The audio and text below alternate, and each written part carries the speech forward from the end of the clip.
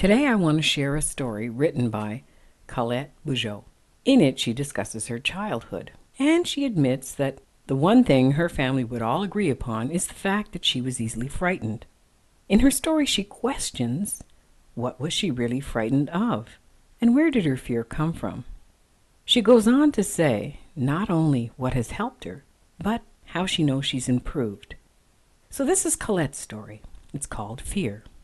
Growing up, I can remember my mother tucking us in bed, and I mean literally tucking us in. She would fold the corners of the sheets and blankets under the mattress so tight that we could barely move our tiny little legs and squiggly little toes. I don't know if she did this to prevent us from falling out of bed or to save herself some work in the morning.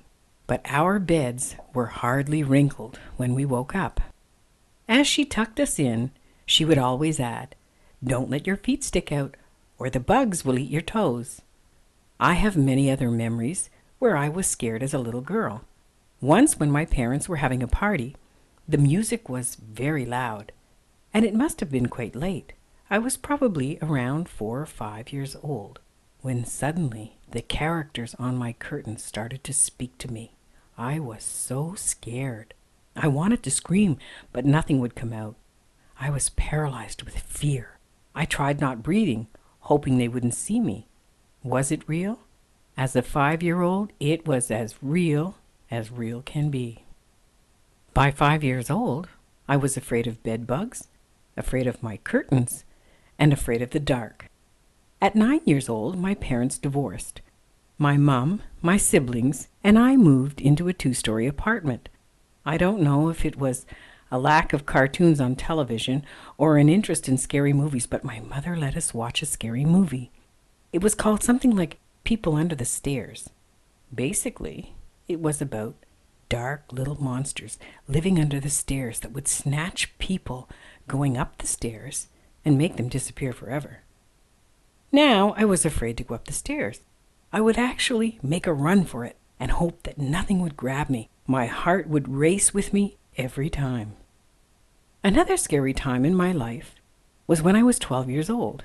We moved into a man's deceased grandfather's old house in Dalhousie, New Brunswick. The first night in the house, Mom worked until 2 a.m. unpacking and displaying her knickknacks on the living room shelves. Well, the next morning, to her surprise, all the items were found neatly set on the living room carpet. My mom asked if either one of us had come down after she'd gone to bed, but we both said no. That's when I started to suspect we had a ghost. My sister and I shared a room with bunk beds. Of course, I chose the top bunk. I didn't tell my sister until we were older. The reason I chose the top bunk was if a killer came, he'd get her first. Now, even though I felt I had the best sleeping arrangements, it didn't stop me from whining late at night. "Are you sleeping? Can I sleep with you? I'm scared." And in a grouchy voice, she'd reply, "I'm trying to get some sleep here." But eventually, she would give up, and I would crawl down beside her and hug the wall all night so I wouldn't take up too much room. In that period of my life, I was afraid of ghosts and killers. Today, that house has been demolished. The lot has been empty for at least 10 years now. I still wonder to this day if the next few renters or buyers also had trouble with ghosts and decided to condemn it. Nevertheless, I've been working on controlling my fear. What has helped me?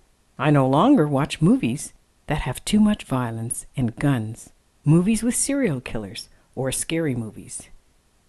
I no longer read books by Stephen King or read horrific books like Charles Manson. I no longer watch the TV show The Most Wanted. I focus on God and His presence. I trust in His protection. I've realized that I'm not that special. A killer is not really after me. I know I've improved because I don't run up the stairs expecting someone to grab my legs and pull me down into the abyss. I can walk in a dark house, and I no longer have to check the closets for killers. I am no longer afraid of ghosts, even if I believe they do exist, and if I wake up in the middle of the night hearing something, I investigate in the dark instead of staying paralyzed in bed. I plan to continue to face my fears, and I look forward to sharing new chapters of growth with you in the future.